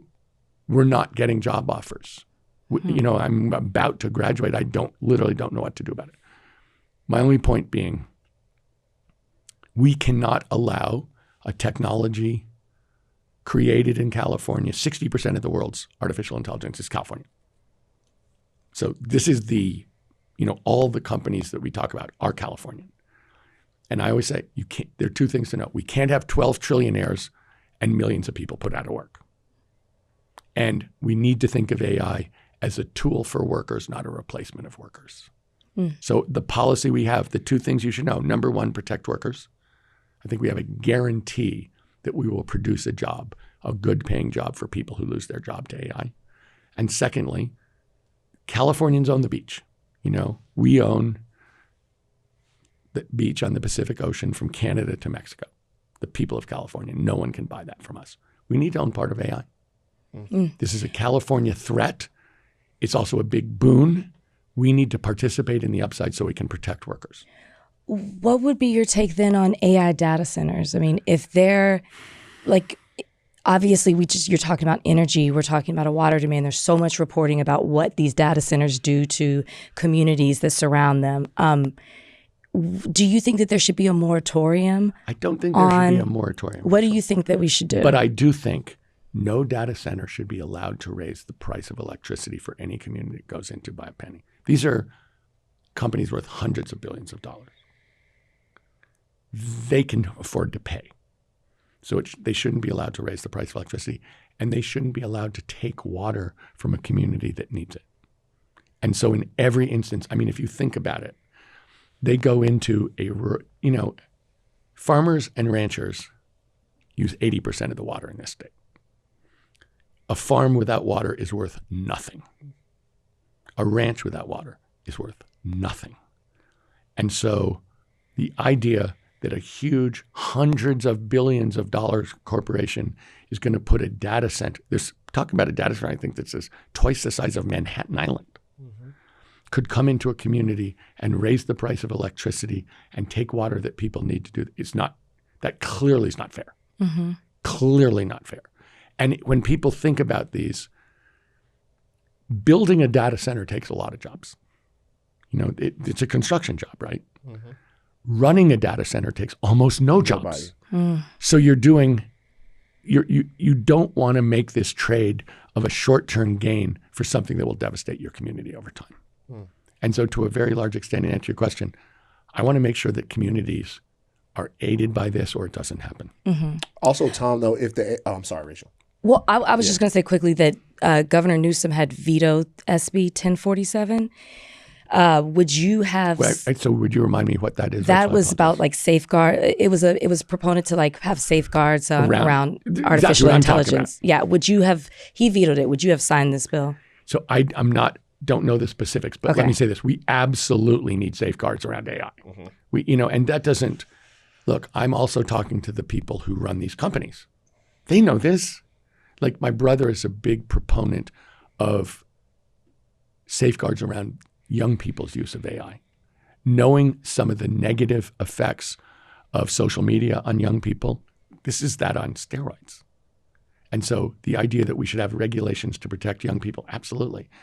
One of the things that people are worried about is that they would release things to the public before they've been tested to see if they work. Of course that should be true. So that, the idea that regulation is stifling innovation and all that stuff, that's not true. We need to protect the public from obvious things. But the other thing that is true is we need to make sure that workers are protected. And I'll take you back to the 70s and 80s and the auto business. When the foreign competition and mechanization came into the auto business, millions of people lost their jobs. And the politicians kept saying, we're going to do training, we're going to help. And they never did. And if you look at those cities, the big auto cities, Detroit, Cleveland, Gary, Akron, they're hollowed out. And we can't let that happen here. And we've got to be ahead of it. And that's why I'm saying our policy starts with protecting workers and guaranteeing jobs, but it's also about owning part of the upside so that California protects itself and can afford to take care of workers. Last question on AI. The bet on AI is that all of these data centers will be useful because, to your point, AI can be a productive tool for workers, or some people believe that they'll capture a machine god, artificial general intelligence will come along and allow us to build time travel flights back to hang out with, whatever. But the bet on AI is not just a bet, it's a belief. It's a belief that AI has this incredible usefulness that'll undergird American productivity for a long time. You seem to share that belief. I guess my question is, what evidence have you seen that is the case? And then secondarily, you want AI to increase the productivity of workers and not take jobs away. What does that look like? So the first one, let me talk about it a little bit, okay? So the thing that the people in these companies say is their limit is compute. Right. How many computations can they make? And the reason that AI is powerful, and I'll give you an example. When you're talking about some of these new medical breakthroughs, you're talking about infinite number of things you could change to put together to see if they work. And so for a really smart person, they're doing that, but there's still someone having to do it. These guys can do infinite calculations really fast. So if you're trying to see which combination, what DNA sequence will make the difference, they can run those computations. You've got a PhD working 24/7, 365 at an incredibly fast pace. So when you look, the reason I think this is going to work, and I'll give you an example. A couple of years ago, I was looking at a business where they're doing customer service in India for American companies. And you can actually have AI do the voice response and dealing directly with the customers. And it is, I think, literally 10 times faster, much cheaper, and will end up being much more accurate. That's so funny. I went to Popeyes on Laurel Canyon not too long ago, and they clearly had an AI that was taking my order 1,000,000 fucking times. I had to drive to the window to be like, yo, I said, yeah. So it depends. I'm a little less bullish on the AI thing, but to the second point, we have limited time with you. So to the second point, how would AI give me an example of AI increasing the productivity of well, certainly. So I'll give you an example. So my cousin, if you can believe it, my cousin's been writing a book, and he is writing it with his co-author is Claude, the Anthropic, AI bot. Mm-hmm. And I said, Freddie, how is this going? He goes, look, it's kind of to your point, to be honest, man. He goes, I give it an assignment. It comes back. I go, no, that's stupid. Do this. And it comes back. And I say, no, you're still not getting it. Do this. And I said, how is that working? He said, look, it makes me much more productive. It actually makes me more creative. It enables me to have a whole bunch of work done for me that I would otherwise have to do. That, as you said, is very far from what is acceptable. But if you keep iterating with it back and forth, it's a tool for him to be more productive. That's a perfect example. Or the other one, if the three of us are trying to figure out a cure for a specific cancer, trying out all the different sequences and variations can be done a lot faster, so the three of us could have a much better chance of solving that because we're getting so many iterations. So it really can be a tool. The issue is going to be, if you think about AI, it's basically taking all the existing knowledge and experience and creativity and putting it in a machine. And the question is, don't those people deserve to be compensated who did all that work that you just took their work and their creativity and their experience and stuck it in a machine? Yeah. That's really, and then one person owns the machine and starts charging for all the work that all those people did for all those years. Not right. But I can see people are applying it in an awful lot of verticals, man. They really are. And so to me, getting ahead of this it's going to create a lot of jobs. There are a lot of jobs, people in California that are going unfilled, but we actually have to be proactive about making sure that we are ready to help people get real-time jobs at real-time wages at a specific place. And we can't wait and let the tsunami hit us and go like, okay, now what? Mm-hmm. I want to be ahead of this game. Mm-hmm. A couple of questions, or a question on some of your policy. Housing affordability, big issues here in California. You pledged to build 1 million homes in 4 years. Governor Newsom pledged 3.5. He's come nowhere near that at all. What specific mechanism would you use that would get those million homes built? And would you be interested in signing a bill that ended single-family only zoning statewide? So let me say this. This is a complicated area, and I want to prepare you. I want to talk about 5 different things. Okay. And some of them a lot of people are talking about, and some of them nobody's talking about.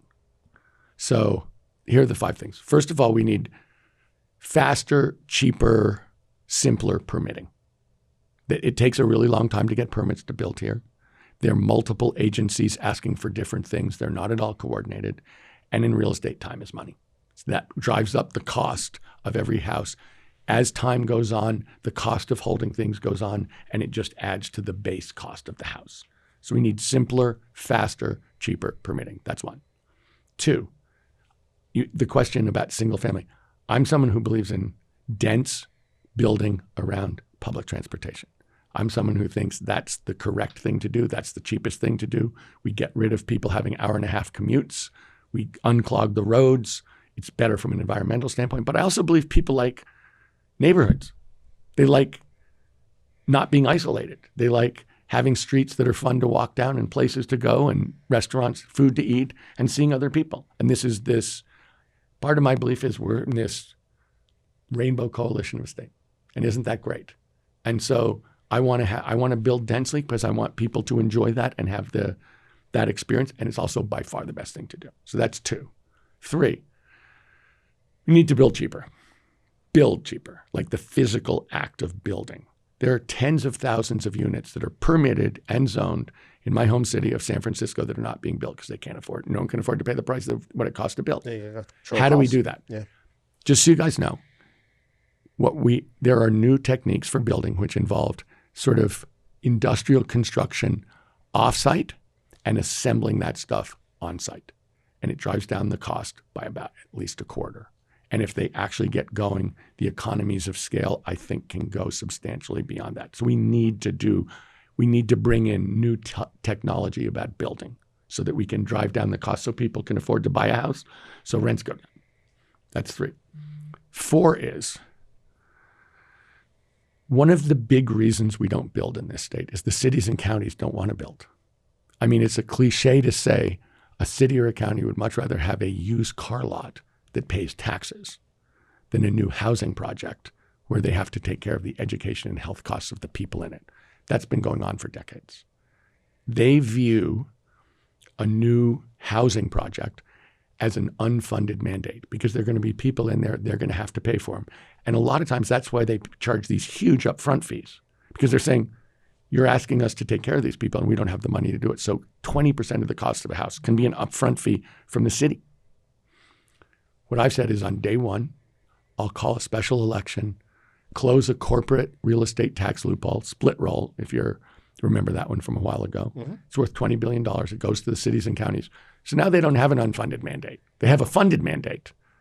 And we can use that money to push them to permit things because they don't want to build housing and they have stood in the way because they feel like it's unfair. They can't pay for it, but the state insists they do it. So they just don't do it. That's 4. And I'm the only person saying that, but it's a huge part of this. And the 4th thing is this. Our nonprofit community bank has financed 17,000 low-income housing units. I believe the state of California has a slightly bigger balance sheet than Cat and me. We should be using the balance sheet of the state of California to provide much subsidized loans to make housing happen and low-income housing happen. And we should be doing down payment assistance. You know, if you think about it's important that young people be able to buy a house in this state. Mm-hmm. And if you think about what is a house to a person, it's 2 things. It's your down payment and it's your monthly. And if we do financing well, we can really change the monthly cost. And if we do down payment assistance, we can really change the down payment. We need to get back to building houses that people can afford to buy. And we are going to come at it at every angle. But I really want to drop the costs so rents go down. This is a critical element for the state of California to succeed in. But, you know, housing and healthcare, we have to get these things right because otherwise people are just getting squeezed at a level. They don't, you know, people are giving up healthcare insurance to be able to pay the rent. You know, we've got people, fully employed people who've been fully employed for 20 years living in their cars. Mm-hmm. That is not the way a society is supposed to work. I mean, going back to your question, I keep talking about shared prosperity. To have a bunch of people hoarding vast amounts of money while other people are living in their cars who are fully employed and have been fully employed for decades is not the way a society is supposed to work. Mm-hmm. Yeah. LA is an interesting place. I'm from Baton Rouge, Louisiana, as the audience knows, as I say 16 times every podcast. LA is an interesting place to me because you can get an entire journey on like one street. Like you can start on La Cienega and you can take La Cienega all the way down and go south with La Cienega. And by the time you drive up La Cienega, you'll drive through Beverly Hills, you'll drive through West Hollywood, you'll drive through places that the city is investing in, and you'll drive away from places that the city is absolutely not investing in. And the people that reside in these 2 different areas of La Cienega or whatever street you want to choose, they look different. As a black man, why should I vote for Tom Steyer? What specific to me do you have in mind? So let me say this. It's not just what I'm talking about. Let me talk about what I've done. One of the things about American society that I believe deeply is we have structural racism. And it goes to multiple parts of our society, and it's not historical. I mean, of course, it's been true, but it continues to be true. Mm-hmm. And so let's say, why did my wife and I start a nonprofit community bank? To go to the places that commercial banks wouldn't go. to lend to the people that commercial banks wouldn't lend to. And that very much goes to structural racism. When I talk about, I've spent a lot of time on the natural world, on environmentalism, on climate. There are only 3 rules that I have about environment, natural world, and climate. And one of them is every policy has to start with environmental justice, because we have structurally put the roads and the exhaust that make people sick and the toxic plants in low-income Black and brown communities. And so that is structural racism. And everything we do in terms of the environment has got to begin with and include leadership with people from those communities, because it's been pervasive and intentional. When I talk about education, I was saying to you guys, we used to be the #1 education state. We're somewhere in the 30s. I want to put money into that. I want to support kids. I want to support them by getting the best possible teachers, training them and retaining them.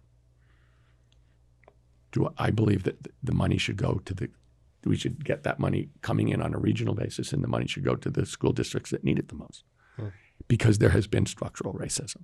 So in every, when I talked about mass incarceration, that was a strictly racist thing. Right. Intentionally racist, structurally racist. In every one of those, if we're going to make a change, we have to make a structural change.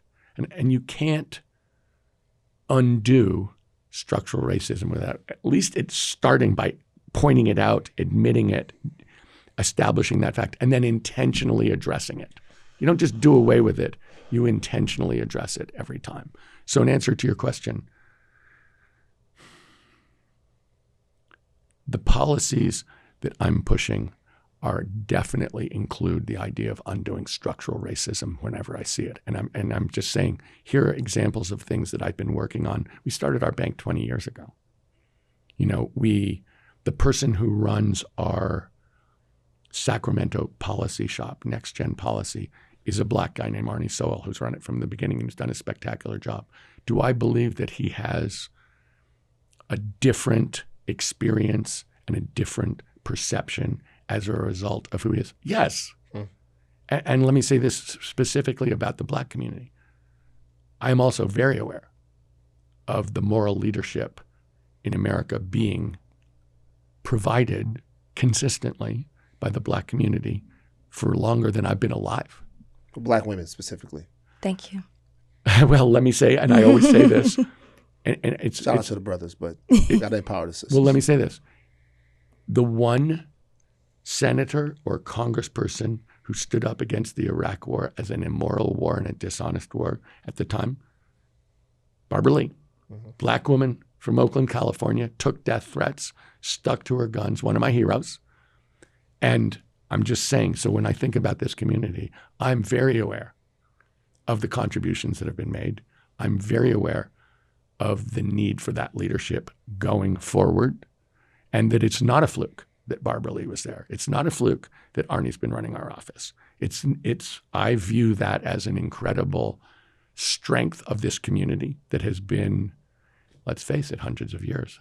It doesn't seem to be changing. And when we're talking about last week, who's standing up for voting rights? It's like, let's be clear. This is a community that I know that there's been structural racism against, and I'm very aware has provided immense moral leadership for this country on a continuing basis for longer than I've been aware of life. And it's not something that I'm going to do without in any organization that I'm responsible for hiring for or putting together, or any coalition that I'm part of. I think if you don't have that, I don't think you're going to be successful. I have to tell you, one of the things back in March, when I think it was the first debate that— Did I say something stupid, Rachel? No, it's what you didn't say, actually. It's what you didn't say. Okay, I think this was the KCRA debate, and every candidate was asked to grade Governor Newsom on his first, or not first, but his 2 terms as governor. And I was kind of disappointed at the grades that were given, or the lack thereof, because you didn't give him a grade. Can you give him a letter grade now? And then I'll just, because we're limited on time, also ask you, if you were elected, what's one of the first things that you would change within your first 100 days, you would actively reverse or change as governor? From what he's doing? From some of his policies, yeah. So, look, I think everybody in California is very grateful to Governor Newsom for standing up to Trump and for pushing back and to trying to push on democracy itself and to support people that he's victimizing and racially profiling. And I think everyone's happy about that.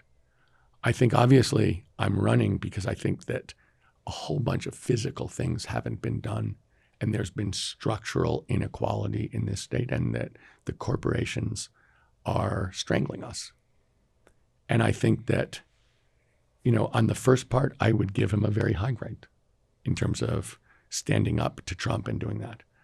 But I think that a difference between me and Gavin that's very clear is my willingness to take on the corporations and stand up to them and push back, and my willingness to talk about what Van is, I think, talking about, which is the gross inequality in income and assets in our state, and the fact that we have the highest poverty rate in the United States, and willing to take on the people who are, in fact, hoarding the wealth and doing everything they can to make sure that it's kept away from people who are needy. So and on that, that's obviously a big deal for me. Mm-hmm. And so when I think about the things that I want to change, look, on day one, I'm going to try and start the ball rolling for closing this corporate tax loophole, because we need the money, and we need the money for schools, and we need the money for healthcare, and there's no question about it, and no one else will talk about that. I want to start the ball rolling in terms of single payer. It's a process we have to go through. And I always say, best time to plant a tree, 20 years ago. Second best time to plant a tree, today. Right now. And so that's going to be, get that ball rolling. I think I'm going to put, I hate to say this, but I think Trump tried to get going on day one. I'm going to try and get going on day one, because I think we have a chance here to create a state that actually succeeds but brings everybody along. And that's my whole goal. And so every one of those things, am I going to start working on the electric stuff? Yes. Am I going to start working on the housing stuff? Yes. In terms of the issues for the Black community, am I going to be focused on environmental justice on day one? Yes. And let me say this. I'll give you the example. So 11 years ago, my wife Kat and I went to Fresno, and we went to the zip code with the highest toxicity in the state of California. It's in southwest Fresno. It has a 22-year lower life expectancy than northwest Fresno, which is 2 miles away. 22 years different. Are we going to start working on that on day one? Yes. Look, the things in this state that we can, there we are in a position where we can do an awful lot, and we can create an amazing society that goes for everybody. And so I'm going to start on day one on all those things I was talking about. I'm going to push really hard. I'm going to push really hard to get kids going in pre-K at 3 years old, because I know if you can read in third grade, you have a different life than if you can't. I don't know if you ever looked at that stat. Yeah, it's an amazing stat. Mm-hmm. And that means my mom was a school teacher in Harlem. She taught in prison after she got through teaching in public schools. My brother's been an advocate for at-risk kids for his entire life. I have heard for 40 years, if you get to kids at 3, you have a much, much better chance of turning them around. The earlier you start, the better. And so are we going to do that? I'm going to push really hard on this stuff, because this is not rocket science. It's not rocket science. This is all obvious stuff, I think. The question is, do we have the will to do it? Mm-hmm. You were saying, who do you trust, Rachel? Okay, who do you trust? Like, who is willing to really lay it down? Yeah. Okay. We're going to get Tom out of here. You've been gracious with your time. I have no idea what time it is. I don't know. Your team does. You're spitting 30 seconds, though. My friends would be super upset if I did not ask you this. I came out here to write and produce movies. I've produced several movies, done all this stuff. People are scared that live in California. That is our auto industry. That is our steel here in Los Angeles, the entertainment industry. 30 seconds. You got to go. I want to keep the team on. 30 seconds on why you will be able to stem the tide of productions leaving California. Okay. So let me say this, Van. I am a business person. Mm-hmm. I am on Team California. This is a business. We have the best people in the world. That means the only problem we have is structural. So let's talk about what it looks like. Part is it about tax credits. People are trying to buy our business, right? And we can't afford to let that happen, which means we have to be much more aggressive in terms of the use of tax credits. We also have to be much more, we've got to go through every regulation about shooting here to make sure that it's absolutely necessary and is not something that's particularly going to stifle small productions. We should be getting together, believe it or not. This is one of the very few places where I think this is possible. We should be working with the federal government to protect American, Californian, but other American productions against foreigners who are trying to buy our business too. And I also believe we should be supporting apprenticeships and learning for people in the industry. We should be supporting live entertainment and live venues. Look, this is about a broad-based entertainment ecosystem that exists that we cannot allow to stop. Because once it stopped, we ain't getting it back. Right. And so to me, we should be to me, this is a business proposition where we're fighting. And look, you don't know this about me, but it's true. I'm very competitive. I am, I played sports my entire life. Oh, for real? You hooping? Hoop and soccer. Okay. Those are my two sports. Oh, he's busy. Okay. Yeah, but I'm saying, look, I'm on Team California. We are the best in the world. We are not going to allow people to cheat us out of our business. And we're going to do what it takes to win, period. And honestly, driving down costs, driving down healthcare costs, driving down housing costs is the other way we're going to win long term. Because we need people to we need to compete and win every time. And that is my goal. And especially on this, if you think that I'm going to be a softie about this, there's nothing soft about me when it comes to Team California. Tom Steyer, thank you for joining us on Higher Learning. Thank you guys for having me. What did you think about him? I thought it was good. I thought, one of the things you kept talking about is how detailed his website is and all the policies. It is. But we just live in a time where people aren't going to take the time to read it. And so I think that one of the things that really came out in this interview was how passionate he is and why he wants to do, this race and why he wants to run for governor. So, take that, but take the time to look at websites. What's there? What's not there? What's not there? So right now, hold on. Still looking at the polls? So looking at the polls. So according to Emerson polling, this is where we at. Becerra, 19%. He's leading. Okay. He's a Democrat. Very much so. Hilton, I wish we could have gotten to some Becerra questions, but we had to let him go. We had to let him go. But Hilton is second at 17, but Steyer is tied with Hilton at 17. Okay. Well, we'll see. We'll see what happens. Katie Porter 7 to 10. Chad Bianco 11 to 14%. So we'll see. There's still though a whopping 12% of voters that remain undecided, which means election day is truly going to tell the tale. The polling might be. Look up the mayor race on that same thing. Let me just see what that's looking like. Oh, let's do that. Oh, you want to go? Okay, okay. Los Angeles mayor. I mean, everything is blue. Everything is Bass. Emerson, May 9th to 10th has Bass plus 12. Ramen at 23%. Tavern Research has Bass plus 4. Pratt at 18. It's all Bass. But I mean, who are the top two? Well, if Bass gets over 50. That seems unlikely. It's Emerson College right now. May 9th to 10th. I wonder if there's a later poll here. You said plus 12, so I don't know what that percentage that's was, plus 12. And it has Raymond and Pratt tied at 23%. So it seems as if right that's now. That's crazy. Yeah. Hey, Pratt. I'll tell you guys something right now. The rich people in LA and a lot of the entertainment class are coalescing around Spencer Pratt. It's like Bizarro World. You don't like it? It's almost like like they're doing it for themselves. I don't know. And most of them can't even vote. They don't live in an area where they can vote. It's weird. You look at it on social media and it's, what's happening? I will tell you this, though. This makes me believe something. The political career of Spencer Pratt is just beginning. Oh, where do you think he's off to next? I do not think that Spencer Pratt will necessarily leave Los Angeles if he loses this, because I think that Spencer Pratt might stick around. And do what? And take a shot at Congress, take a shot at something else. I think that for a guy like that, this sort of political ascension with him being even if he moved to another state, I think he would take another crack at it. It's not even political ascension, it's popularity.